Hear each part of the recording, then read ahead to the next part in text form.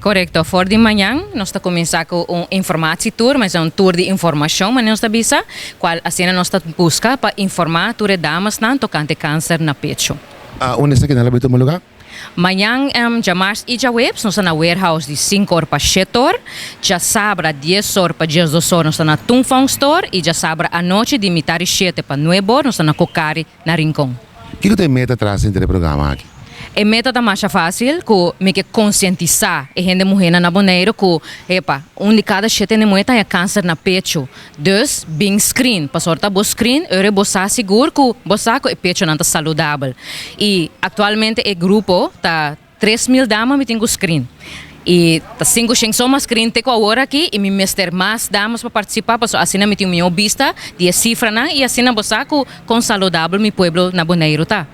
De caso aqui estão te interessar para participar na screening aqui, que eu não tenho quase? Estão também na remarca para participar da damas na entre 50 e 75 anos de idade. Não pode mandar mensagem, app, me tem website com Facebook, meu número de WhatsApp tá 7810476. Não pode mandar mensagem, então a minha assistente contestar. Me tem e-mail screeningcn@rvm.nl. Nós está dominando 4 idiomas, então não tem problema com o espanhol, inglês, papiamento, holandês, tudo idioma não, francês um tiki só. Nós papapia que nós por justamente contestar e dar sua pergunta não. Eu quero bom toque para conscientizar a mulher então que não mexe tem medo para vir assim screening aqui.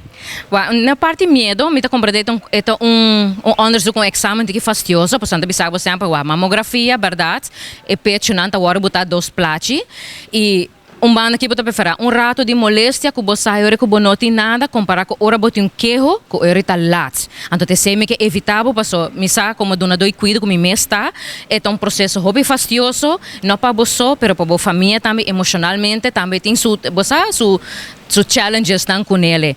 Se você tem pergunta, bel-me. Você tem pergunta ou dúvida, você tem enviar-me um conselho, não também que te custa com não por assim. Cuidado caso me tem damas na mais young, que também sabe me tá sentindo algo, me tá dando um conselho, você Dr. Cas. Sempre o Dr. Cas tá que dá boa pessoa de contato, pero por tá quizás você confiar em um que mais lhe bel-me. Me não tem problema, bel-me, app me, mail me e me custosamente me tá contestado.